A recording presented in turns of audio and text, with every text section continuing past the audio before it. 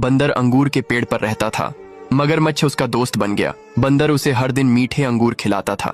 एक दिन मगरमच्छ की पत्नी बंदर का कलेजा खाने की जिद करने लगती है। बेबस मगरमच्छ बंदर के पास जाता है और उसे खाना खाने के बहाने अपने घर ले जाता है और मगरमच्छ रास्ते में बंदर को बताता है कि उसकी पत्नी उसका कलेजा खाना चाहती है। बंदर घबरा जाता है और चालाक बंदर मगरमच्छ से कहता है कि मैं अपना कलेजा तो पेड़ पर ही छोड़ आया, चलो वापस चलते हैं।